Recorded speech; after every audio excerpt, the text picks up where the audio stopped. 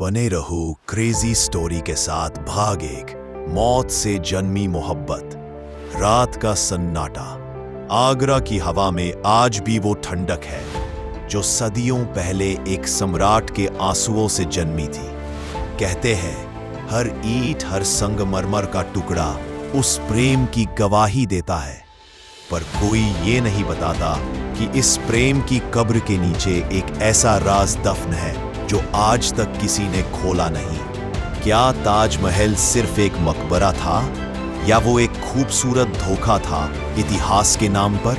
Hook 1। दर्शक अब सोचने लगता है कि धोखा क्या है। साल था 1631। भारत का सबसे शक्तिशाली बादशाह शाहजहां अपनी सबसे प्यारी बेगम मुमताज महल से बेइंतहा मोहब्बत करता कि उसी पर उसने अपने जीवन का मकसद खो दिया और नया मकसद पाया, एक ऐसी कब्र जो मौत को भी खूबसूरत बना दे। शाहजहां ने हुक्म दिया, एक ऐसा महल बनाओ जहां मेरी मुमताज सदा जीवित रहे, जहां रोशनी उसके चेहरे जैसी मुलायम हो, जहां हवा उसकी खुशबू जैसी ठंडी बहे। पर क्या वो सच में सिर्फ प्रेम का मकबरा बनाना चाहता था? कहते हैं मुमताज की मौत ने शाहजहां के भीतर कुछ बदल दिया था। वो महज एक प्रेमी नहीं, बल्कि एक जुनूनी शासक बन चुका था। वो दिन रात अपने मन में एक नक्शा बनाता रहा, एक ऐसा ताज जो स्वर्ग जैसा दिखे पर भीतर नरक जैसा रहस्य छिपाए। जब ताजमहल का निर्माण शुरू हुआ तो 20,000 कारीगरों को बुलाया गया, दुनिया भर से, फारस, समरकंद, तुर्की, हिंदुस्तान। लेकिन शाहजहां ने किसी को नहीं बताया कि असली डिजाइन क्या है। वो हर नक्शे को गुप्त रूप से बदलवाता, हर कारीगर को एक सीमित हिस्सा देता, जैसे वो नहीं चाहता था कि कोई जान सके कि वो असल में क्या बना रहा है। धीरे धीरे ताजमहल का आकार उभरने लगा। संगमरमर की सफेद परतों में चांद की रोशनी नाचती थी। हर दीवार पर कीमती पत्थरों की नक्काशी थी। काला, पर एक रंग ऐसा था जिसे शाहजहां ने मना कर दिया, लाल रंग, क्योंकि उसके मुताबिक लाल रंग खून की याद दिलाता था। पर अफवाहें कहती है ताजमहल की नींव में लाल पत्थर छिपे हैं जो आज भी खून जैसे दागदार है। यहां से रहस्य की परत शुरू होती है, क्यूरियोसिटी बढ़ती है। कई इतिहासकारों का कहना है ताजमहल कोई नई इमारत नहीं थी, बल्कि एक पुराना मंदिर जिसे शाहजहां ने कब्जा कर मकबरा बना दिया। कुछ रिकॉर्ड्स बताते हैं कि वहां पहले तेजो महालय नामक शिव मंदिर था। तो क्या ताजमहल मोहब्बत की मिसाल नहीं, बल्कि इतिहास का सबसे बड़ा छुपा हुआ सच है? हुक नंबर 2 डॉक्यूमेंट्री का मध्य सस्पेंस सेटअप। ताजमहल पूरा हुआ 22 साल बाद।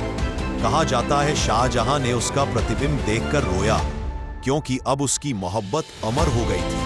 पर कुछ कहते हैं वो इसलिए रोया क्योंकि उसने जो बनवाया उसमें वो खुद कैद हो चुका था। शाहजहां ने कहा था, मैं मरूं तो मेरे ताज के सामने मुझे दफनाना, पर किस्मत ने हंसकर कहा नहीं। हर रात ताज की परछाई को देखा और उस सफेद रोशनी में मुमताज का चेहरा ढूंढता रहा।